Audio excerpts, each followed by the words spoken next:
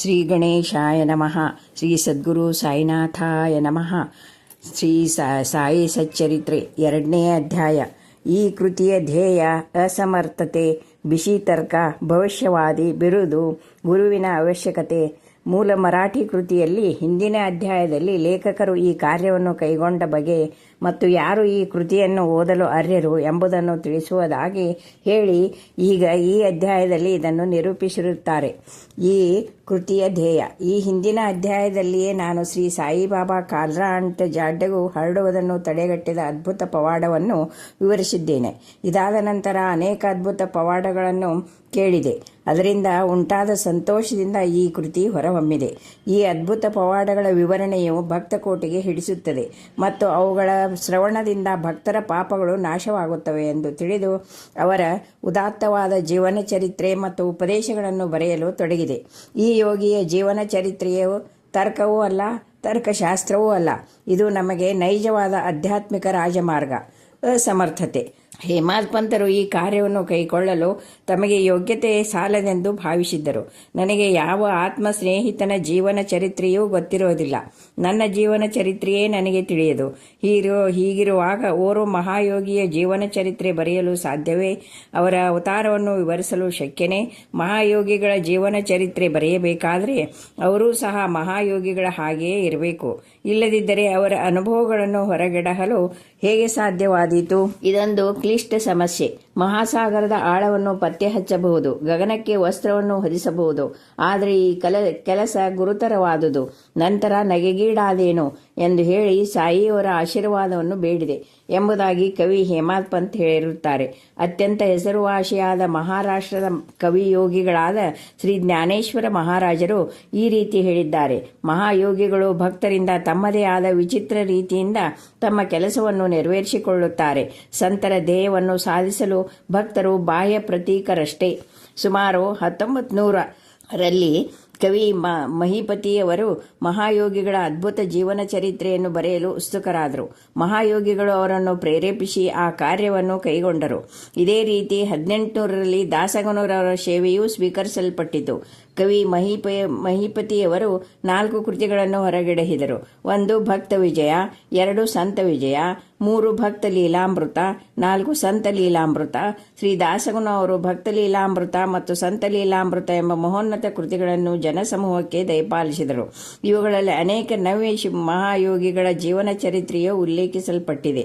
ಭಕ್ತ ಲೀಲಾಮೃತ 31, 32ನೇ ಮತ್ತು 33ನೇ ಅಧ್ಯಾಯಗಳಲ್ಲಿಯೂ ಮತ್ತು ಸಂತ ಲೀಲಾಮೃತದ 52ನೇ ಅಧ್ಯಾಯದಲ್ಲಿಯೂ ಶ್ರೀ ಸಾಯಿಬಾಬಾರ ಜೀವನ ಚರಿತ್ರೆಯನ್ನು ಕಾಣಬಹುದು. ಇವು ಸಾಯಿ ಲೀಲಾ ಮಾಸಿಕದ 11, 12 ಮತ್ತು 17ನೇ ಸಂಚಿಕೆಗಳಲ್ಲಿ ಪ್ರಕಟವಾಗಿವೆ. ಇದೇ ರೀತಿ ಶ್ರೀ ಸಾಯಿಬಾಬಾ ಅವರ ಅದ್ಭುತ ಲೀಲೆಗಳನ್ನು ಶ್ರೀಮತಿ ಸಾವಿತ್ರಿಬಾಯಿ ರಘುನಾಥ್ ತೆಂಡೂಲ್ಕರ್ ಅವರು ಚಿಕ್ಕದಾದ ಅಚ್ಚುಕಟ್ಟಾದ ಶ್ರೀ ಸಾಯಿನಾಥ ಭಜನಮಾಲಾ ಎಂಬ ಪುಸ್ತಕದಲ್ಲಿ ಬಹಳ ಚೆನ್ನಾಗಿ ವಿವರಿಸಿದ್ದಾರೆ. ದಕ್ಷಿಣ ಭಿಕ್ಷಾ ಸಂಸ್ಥೆ ಶಿರಡಿಯ ಪ್ರಕಟಣೆಯಾದ ಶ್ರೀ ಸಾಯಿ ಪ್ರಭಾ ಎಂಬ ಪುಸ್ತಕದಲ್ಲಿ ಸಾಯಿ ಭಕ್ತರಾದ ಅಮಿದಾಸ್ ಭವಾನಿ ಮೆಹ್ತಾ ಅವರು ಸಾಯಿಬಾಬಾ ಅವರ ಕೆಲವು ಕಥೆಗಳನ್ನು ಗುಜರಾತ್ನಲ್ಲಿ ಬರೆದಿರುತ್ತಾರೆ. ಇಷ್ಟೊಂದು ಕೃತಿಗಳಿದ್ದಾಗ ಈ ಸಚ್ಚರಿತ್ರೆಯ ಅವಶ್ಯಕತೆ ಏನು ಎಂಬ ಪ್ರಶ್ನೆ ಬರುವುದು ಸಹಜ. ಇದಕ್ಕೆ ಉತ್ತರ ಬಹುಸುಲಭ.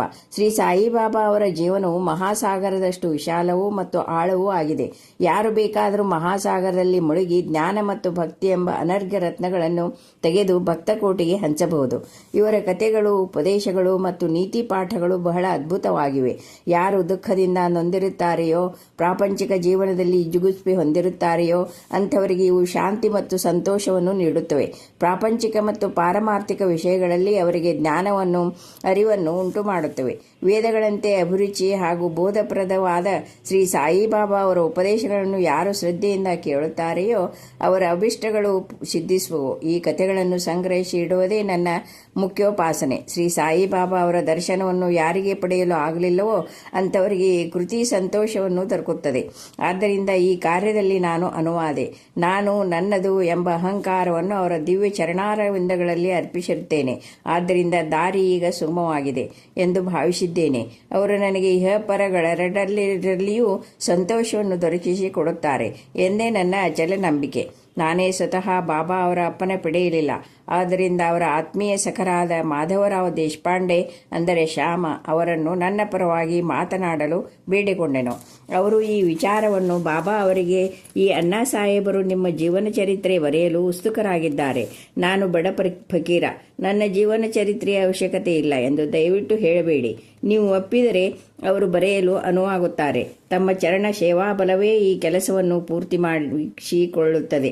ನಿಮ್ಮ ಒಪ್ಪಿಗೆ ಮತ್ತು ಆಶೀರ್ವಾದವಿಲ್ಲದೆ ಯಾವ ಕಾರ್ಯವೂ ಯಶಸ್ವಿಯಾಗಿ ಮುಗಿಯಲಾರದು ಎಂದು ತಿಳಿಸಿದರು. ಆಗ ಬಾಬಾ ಅವರ ಮನ ಕರಗಿ ನನ್ನ ಮಸ್ತಕದ ಮೇಲೆ ಅಭಯಹಸ್ತ ಇಟ್ಟು ಉದಿ ನೀಡಿ ಆಶೀರ್ವದಿಸಿ, ನನ್ನ ಕಥೆಗಳನ್ನು ಮತ್ತು ಅನುಭವಗಳನ್ನು ಸಂಗ್ರಹ ಮಾಡು, ಟಿಪ್ಪಣಿಗಳನ್ನಿಡು, ನಾನು ಸಹಾಯ ಮಾಡುತ್ತೇನೆ. ನೀನು ಕೇವಲ ಬಾಹ್ಯ ಪ್ರತೀಕ. ನಾನೇ ನನ್ನ ಜೀವನ ಚರಿತ್ರೆಯನ್ನು ಬರೆದು ಭಕ್ತರ ಅಭಿಲಾಷೆಗಳನ್ನು ಈಡೇರಿಸುತ್ತೇನೆ. ಅಹಂಕಾರವನ್ನು ತೊರೆದು ನನ್ನ ಪಾದಾರವಿಂದಗಳನ್ನು ಆಶ್ರಯಿಸು. ಯಾರು ತಮ್ಮ ಜೀವಿತದಲ್ಲಿ ಈ ರೀತಿ ವರ್ತಿಸುತ್ತಾರೆಯೋ ಅವರಿಗೆ ಸಹಾಯ ಮಾಡುತ್ತೇನೆ. ಯಾವಾಗ ನೀನು ಅಹಂಕಾರವನ್ನು ತ್ಯಜಿಸುವೆಯೋ ಆಗ ನಾನು ನಿನ್ನ ಒಳಹೊಕ್ಕು ನನ್ನ ಜೀವನ ಚರಿತ್ರೆಯನ್ನು ಸ್ವತಃ ಬರೆಯುತ್ತೇನೆ. ನನ್ನ ಕಥೆ ಮತ್ತು ಉಪದೇಶಗಳನ್ನು ಕೇಳುವುದರಿಂದ ಭಕ್ತರ ಹೃದಯದಲ್ಲಿ ನಂಬಿಕೆ ಉಂಟಾಗುತ್ತದೆ. ಆಗ ಅವರು ಸ್ವಾನುಭವ ಮತ್ತು ಪರಮಸುಖವನ್ನು ಹೊಂದುತ್ತಾರೆ. ಆದರೆ ತಮ್ಮದೇ ಆದ ರೀತಿಯನ್ನು ಪ್ರತಿಪಾದಿಸಬಾರದು. ಬೇರೆಯವರ ಸಲಹೆ ತಿರಸ್ಕರಿಸಬಾರದು. ನ್ಯಾಯಾನ್ಯಾಯದ ತರ್ಕ ವಿಚಾರ ಮಾಡಕೂಡದು ಎಂದು ಹೇಳಿದರು. ಈಗ ನನಗೆ ಹೇಮಾಲ್ ಪಂತ್ ಎಂಬ ಹೆಸರು ಹೇಗೆ ದೊರಕಿತು ಎಂಬುದನ್ನು ಹೇಳುತ್ತೇನೆ. ನಾನು ಕಾಕಾ ಸಾಹೇಬ್ ಮತ್ತು ದೀಕ್ಷಿತ ಮತ್ತು ನಾನಾ ಸಾಹೇಬ್ ಚಾಂದೋರ್ಕರ್ ಬಹಳ ಆತ್ಮೀಯ ಸ್ನೇಹಿತರು. ಇವರು ನನ್ನನ್ನು ಶಿರಡಿಗೆ ಹೋಗಿ ಬಾ, ಅವರ ದರ್ಶನ ಪಡೆದು ಬರುವಂತೆ ಒತ್ತಾಯಪಡಿಸಿದರು. ನಾನು ಮಾತು ಕೊಟ್ಟೆನು, ಆದರೆ ಕಾರಣಾಂತರಗಳಿಂದ ಹೋಗಲಾಗಲಿಲ್ಲ. ಲೋನಾವಳದಲ್ಲಿ ನನ್ನ ಸ್ನೇಹಿತರೊಬ್ಬರ ಮಗನಿಗೆ ಬಹಳ ಕಾಯಿಲೆಯಾಗಿತ್ತು. ಯಾವ ಔಷಧಿಗಳಿಂದಲೂ ಪ್ರಯೋಜನ ಆಗಲಿಲ್ಲ. ಗುರುಗಳನ್ನು ಕರೆಯಿಸಿ ಅವರನ್ನು ಮಗನ ಹಾಸಿಗೆಯ ಬಳಿ ಕೂರಿಸಿದರು. ಆದುದರಿಂದಲೂ ಪ್ರಯೋಜನವಾಗಲಿಲ್ಲ. ಇದನ್ನು ಕೆಳಗೆ ನನಗೆ ಗುರುವಿನ ಪ್ರಯೋಜನವಾದರೂ ಏನು? ಗುರುವಿನ ಸಹಾಯದಿಂದ ಏನೊಂದು ಸಾಧ್ಯವಾಗದೇ ಇದ್ದರೆ ನಾನು ಶಿರಡಿಗೆ ಏಕೆ ಹೋಗಬೇಕು ಎಂದೆನಿಸಿತು. ಈ ರೀತಿ ಯೋಚಿಸುತ್ತಾ ನನ್ನ ಶಿರಡಿ ಪ್ರಯಾಣವನ್ನು ಮುಂದೂಡಿದೆನು. ಆದರೆ ಅನಿವಾರ್ಯವಾದದ್ದು ಆಗಲೇಬೇಕು. ನನ್ನ ವಿಷಯದಲ್ಲಿಯೂ ಈ ರೀತಿಯಾಯಿತು. ಪ್ರಾಂತಾಧಿಕಾರಿಯಾದ ನಾನಾ ಸಾಹೇಬರು ಬಾಸಿನ್ನಿಗೆ ಪ್ರಯಾಣ ಬೆಳೆಸಿದ್ದರು. ಠಾಣಾದಿಂದ ದಾದರಿಗೆ ಬಂದು ಬಾಷಿನ್ ಗಾಡಿಗೆ ಕಾಯುತ್ತಿದ್ದರು. ಅಷ್ಟರಲ್ಲಿ ಬಾಂದ್ರಾದಿಗೆ ಹೋಗುವ ಲೋಕಲ್ ಬಂದಿತು. ಆಗ ಅವರು ಬಾಂದ್ರಾಕ್ಕೆ ಬಂದು ನನ್ನನ್ನು ಕರೆಯಿಸಿ ಶಿರಡಿ ಪ್ರಯಾಣವನ್ನು ಮುಂದೂಡಿದ್ದಕ್ಕೆ ತರಾಟೆಗೆ ತೆಗೆದುಕೊಂಡರು. ಆಗ ಅದೇ ರಾತ್ರಿ ಶಿರಡಿಗೆ ಹೋಗಲು ನಿರ್ಧರಿಸಿದೆನು. ದಾದರಿಗೆ ಹೋಗಿ ಅಲ್ಲಿಂದ ಮನ್ಮಾಡ್ ಗಾಡಿಯನ್ನು ಹಿಡಿಯಲೆಂದು ದಾದರಿಗೆ ಹೊರಟೆ. ಇನ್ನೇನು ರೈಲು ಹೊರಡುವುದರಲ್ಲಿತ್ತು.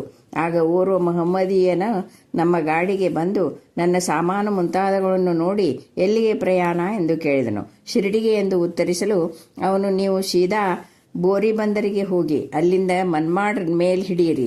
ದಾದರ್ನಲ್ಲಿ ಇಳಿಯಬೇಡಿ, ಅಲ್ಲಿ ಮನ್ಮಾಡ್ ಮೇಲೆ ನಿಲ್ಲುವುದಿಲ್ಲ ಎಂದನು. ಈ ಘಟನೆ ನಡೆಯದಿದ್ದರೆ ನನ್ನ ಅಭಿಲಾಷೆ ಪ್ರಕಾರ ನಾನು ಮರುದಿನ ಶಿರಡಿ ತಲುಪಲಾಗುತ್ತಿರಲಿಲ್ಲ. ಅದೃಷ್ಟ ಬಲದಿಂದ ಶಿರಡಿಯನ್ನು ಮರುದಿನ ಮುಂಜಾನೆ 9 ಗಂಟೆಗೆ ಸೇರಿದೆ. ಶ್ರೀ ಕಾಕಾ ಸಾಹೇಬ್ ದೀಕ್ಷಿತ ನನಗಾಗಿ ಕಾದಿದ್ದರು. ಇದು ನಡೆದದ್ದು ಸುಮಾರು 1910ರಲ್ಲಿ. ಆಗ ಶಿರಡಿಯಲ್ಲಿ ಯಾತ್ರಿಕರಿಗೆ ತಂಗಲು ಇದ್ದ ಧರ್ಮಶಾಲೆ ಎಂದರೆ ಸಾಟೇವಾಡ ಒಂದೇ. ಬಂದ ತಕ್ಷಣವೇ ಬಾಬಾ ಅವರ ದರ್ಶನವನ್ನು ಪಡೆಯಲು ಮನಸ್ಸು ಹಾತೊರೆಯುತ್ತಿತ್ತು. ಆಗ ತಾನೇ ತಾತ್ಯಾ ಸಾಹೇಬ್ ನೂಲ್ಕರರು ಮಸೀದಿಯಿಂದ ಹಿಂದಿರುಗಿ ಬಂದು, ಬಾಬಾ ಈಗ ವಾಡಾದ ಮೂಲೆಯ ಹತ್ತಿರ ಇದ್ದಾರೆ, ಮೊದಲು ಹೋಗಿ ಅಲ್ಲಿ ದರ್ಶನ ಪಡೆಯಿರಿ. ಸ್ನಾನವಾದ ನಂತರ ಆರಾಮವಾಗಿ ಮಸೀದಿಯಲ್ಲಿ ದರ್ಶನ ಪಡೆಯಿರಿ ಎಂದು ಹೇಳಿದರು. ಇದನ್ನು ಕೇಳಿ ಬಾಬಾ ಅವರ ಕಡೆಗೆ ಬಂದೆ. ನನ್ನ ಸಂತೋಷಕ್ಕೆ ಪಾರ ಇಲ್ಲದಂತಾಯಿತು. ಅವರು ಹೇಳಿದ್ದುದಕ್ಕಿಂತ ಮಿಗಿಲಾದದನ್ನು ಕಂಡೆನು. ನನ್ನ ಇಂದ್ರಿಯಗಳೆಲ್ಲವೂ ತೃಪ್ತಿಗೊಂಡವು. ಹಸಿವು, ನೀರಡಿಕೆ ದೂರವಾದವು. ಶ್ರೀ ಬಾಬಾ ಅವರ ಚರಣಾರವಿಂದಗಳ ಸ್ಪರ್ಶವಾದ ಕೂಡಲೇ ನಾನು ಪುನರ್ಜನ್ಮ ಹೊಂದಿದಂತಾಯಿತು. ಶ್ರೀಯವರ ದರ್ಶನ ಪಡೆಯಲು ಪ್ರೇರೇಪಿಸಿದವರನ್ನು ಸ್ಮರಿಸಿಕೊಂಡೆನು. ನಾನು ಅವರನ್ನು ನನ್ನ ನಿಜವಾದ ಬಂಧುಗಳೆಂದೇ ಭಾವಿಸಿದ್ದೇನೆ. ಅವರನ್ನು ನೆನೆದು ಮನದಲ್ಲಿ ಪ್ರಾರ್ಥಿಸುತ್ತೇನೆ. ಶ್ರೀ ಬಾಬಾ ಅವರ ದರ್ಶನದಲ್ಲಿ ಒಂದು ವಿಚಿತ್ರ ಶಕ್ತಿ ಅಡಗಿದೆ. ನನ್ನ ಅಭಿಪ್ರಾಯದಲ್ಲಿ ಅವರ ದರ್ಶನದಿಂದ ನಮ್ಮ ಭಾವನೆಗಳೆಲ್ಲವೂ ಬದಲಾಗುತ್ತವೆ. ನಮ್ಮ ಪೂರ್ವ ಕರ್ಮಗಳೆಲ್ಲ ಸವೆದು ಕ್ರಮೇಣ ಪ್ರಾಪಂಚಿಕ ವಸ್ತುಗಳ ಕಡೆಗೆ ವಿತರಾಗ ಉಂಟಾಗುತ್ತದೆ. ಮೋಹ ಕಡಿಮೆಯಾಗುತ್ತದೆ. ನಮ್ಮ ಪೂರ್ವಜನ್ಮದ ಪುಣ್ಯಗಳ ಫಲದಿಂದ ಮಾತ್ರವೇ ನಮಗೆ ಅವರ ದರ್ಶನ ಸಾಧ್ಯ. ನೀವು ಶ್ರೀ ಸಾಯಿಬಾಬಾರನ್ನು ನೋಡಿದರೆ ನಿಜವಾಗಿಯೂ ಪ್ರಪಂಚವೇ ಸಾಯಿಬಾಬಾರಂತೆ ಕಾಣುವುದು. ಬಿಸಿ ತರ್ಕ. ನಾನು ಶಿರಡಿಗೆ ಬಂದ ದಿನವೇ ಗುರುವಿನ ಅಗತ್ಯದ ಬಗ್ಗೆ ನನಗೂ ಬಾಳಾಸಾಹೇಬ್ ಭಾಟೆಯವರಿಗೂ ದೊಡ್ಡ ಚರ್ಚೆ ನಡೆಯಿತು. ನಮ್ಮ ಸ್ವತಂತ್ರವನ್ನೇಕೆ ಬಿಡಬೇಕು? ಪರರಿಗೇಕೆ ದಾಸರಾಗಬೇಕು? ಗುರುವಿನ ಅಗತ್ಯವೇನು? ನಮ್ಮ ಕರ್ತವ್ಯವನ್ನು ನಾವು ಮಾಡಬೇಕು. ನಮ್ಮನ್ನು ನಾವು ಕಾಪಾಡಿಕೊಳ್ಳಲು ಶ್ರಮಿಸಬೇಕು.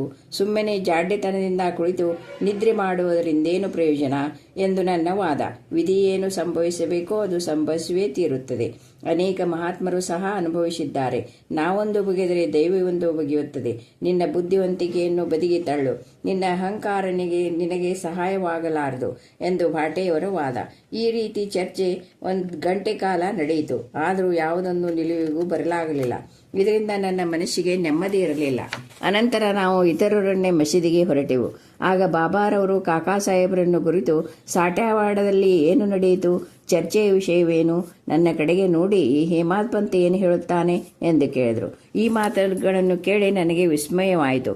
ನಾವು ವಾದ ಮಾಡುತ್ತಿದ್ದ ಸಾಟೇವಾಡ ಮಸೀದಿಯಿಂದ ದೂರದಲ್ಲಿತ್ತು. ಅವರು ಸರ್ವಜ್ಞರಲ್ಲದಿದ್ದ ಪಕ್ಷದಲ್ಲಿ ಈ ವಿಚಾರವನ್ನು ಹೇಗೆ ತಿಳಿಯಲು ಸಾಧ್ಯ? ಭವಿಷ್ಯವಾದಿ ಬಿರುದು. ಶ್ರೀ ಸಾಯಿಬಾಬಾ ಅವರವರು ನನ್ನನ್ನು ಹೇಮಾದ್ ಪಂತ್ ಎಂದು ಸಂಬೋಧಿಸುವುದೇಕೆ ಎಂಬ ಯೋಚನೆ ನನ್ನಲ್ಲಿ ಮೂಡಿತು. ಈ ಪದದ ಮೂಲ ಹೇಮಾದ್ರಿ ಪಂತ. ಹೇಮಾದ್ರಿ ಪಂತರವರು ಯಾದವ ಕುಲದ ದೇವಗಿರಿ ಮಹಾರಾಜರಾದ ಮಹಾದೇವ ಮತ್ತು ರಾಮದೇವ ರಾಜರಿಗೆ ಮಂತ್ರಿಯಾಗಿದ್ದರು. ವಿದ್ಯಾವಂತರು, ಸದ್ಗುಣ ಸಂಪನ್ನರೂ ಆಗಿ ಚತುರ್ವರ್ಗ ಚಿಂತಾಮಣಿ, ರಾಜ್ಯ ಪ್ರಶಸ್ತಿ ಮುಂತಾದ ಗ್ರಂಥಗಳ ಕರ್ತೃಗಳಾಗಿದ್ದರು. ನವರೀತಿಯ ಲೆಕ್ಕದ ವಿಧಾನಗಳನ್ನು ಕಂಡುಹಿಡಿದಿದ್ದರು. ಮೂಡಿ ಲಿಪಿಯನ್ನು ಸೃಷ್ಟಿಸಿದವರು. ನಾನಾದರೂ ಇದಕ್ಕೆಲ್ಲ ತದ್ವಿರುದ್ಧ. ಸಾಮಾನ್ಯ ಮಾನವ ಆದುದರಿಂದ ನನಗೇಕೆ ಈ ಬಿರುದನ್ನು ದಯಪಾಲಿಸಿದರು ಎನಿಸಿತು. ಅರ್ಥವಾಗಲಿಲ್ಲ. ಕೂಲಂಕಷವಾಗಿ ವಿಚಾರ ಮಾಡತೊಡಗಿದೆ.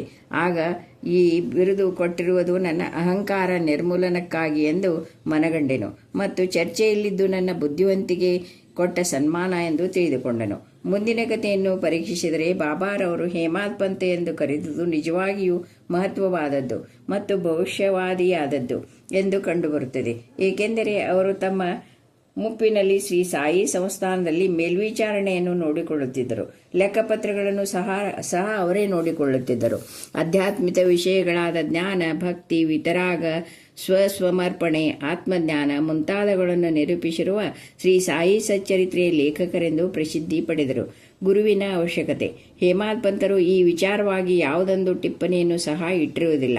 ಆದರೆ ಕಾಕಾ ಸಾಹೇಬರು ಈ ವಿಷಯದ ಬಗ್ಗೆ ಈ ರೀತಿ ಹೇಳಿರುತ್ತಾರೆ. ಹೇಮಾದ್ ಪಂತರನ್ನು ಸಂಧಿಸಿದ ಮಾರನೇ ದಿನವೇ ಶ್ರೀ ಕಾಕಾ ಸಾಹೇಬ್ ದೀಕ್ಷಿತ್ರವರು ಶ್ರೀ ಬಾಬಾರವರಲ್ಲಿಗೆ ಹೋಗಿ, ನಾನು ಈಗ ಶಿರಡಿ ಬಿಡಬಹುದಲ್ಲವೇ ಎಂದು ಕೇಳಿದರು. ಆಗ ಅಲ್ಲಿದ್ದ ಕೆಲವರು ಎಲ್ಲಿಗೆ ಎಂದು ಕೇಳಲು ಬಾಬಾರವರು ಮೇಲಕ್ಕೆ ಎಂದರು. ಆಗ ಅಲ್ಲಿಯೇ ಇದ್ದ ಓರ್ವನು ದಾರಿ ಹೇಗಿದೆ ಎಂದು ಪ್ರಶ್ನಿಸಿದನು. ಬಾಬಾರವರು ಅಲ್ಲಿಗೆ ಹೋಗಲು ಅನೇಕ ದಾರಿಗಳಿವೆ, ಇಲ್ಲಿಂದಲೂ ದಾರಿ ಇದೆ. ಆ ದಾರಿ ಬಹಳ ಕಠಿಣವಾದುದು. ದಾರಿಯಲ್ಲಿ ಹುಲಿ ಮತ್ತು ತೋಳುಗಳಿವೆ ಎಂದರು. ಅದಕ್ಕೆ ನಾನು, ಕಾಕಾ ಸಾಹೇಬ್, ಬಾಬಾ ನಮ್ಮೊಂದಿಗೆ ಮಾರ್ಗದರ್ಶನವನ್ನು ಕರೆದುಕೊಂಡು ಹೋದರೊಳಿತಲ್ಲವೇ ಎಂದು ಕೇಳಲು ಬಾಬಾರವರು, ಆಗ ಕಷ್ಟವಿಲ್ಲ. ಮಾರ್ಗದರ್ಶಕನು ಸುರಕ್ಷಿತವಾಗಿ ಉದ್ದೇಶಿತ ಸ್ಥಳಕ್ಕೆ ಕೊಂಡೊಯ್ಯುವನು. ಮಾರ್ಗದರ್ಶಕ ನಿಲ್ಲದಿದ್ದ ಪಕ್ಷದಲ್ಲಿ ದಾರಿಯಲ್ಲಿ ತೊಂದರೆಗೀಡಾಗುವ ಸಂಭವ ಇದೆ ಎಂದುತ್ತರಿಸಿದರು. ಈ ಉತ್ತರ ಅಲ್ಲಿಯೇ ಇದ್ದ ದಾಭೋಲ್ಕರವರ ಗುರುವಿನ ಅಗತ್ಯವಿದೆಯೇ ಎಂಬ ಪ್ರಶ್ನೆಗೆ ಉತ್ತರವಾಗಿದ್ದು, ಅವರು ಯೋಚಿಸತೊಡಗಿದರು. ನೈಜವಾದ ಪಾರಮಾರ್ಥಿಕ ಜ್ಞಾನ ಸಂಪಾದನೆಗೆ ಗುರುವಿನ ಅವಶ್ಯಕತೆ ಇದೆ ಎಂದು ತಿಳಿದುಕೊಂಡರು. ಉದಾಹರಣೆ, ಅವತಾರ ರೂಪಿಗಳಾದ ಶ್ರೀಕೃಷ್ಣ, ಶ್ರೀರಾಮ ಇವರು ತಮ್ಮ ಸ್ವಾನುಭವಕ್ಕೋಸ್ಕರ ತಮ್ಮ ಗುರುಗಳಾದ ಸಾಂದೀಪಿನಿ ಮತ್ತು ವಶಿಷ್ಠರಿಗೆ ಶರಣಾಗತರಾಗಲಿಲ್ಲವೇ? ಶ್ರೀ ಸಾಯಿ ಪ್ರಣಾಮ.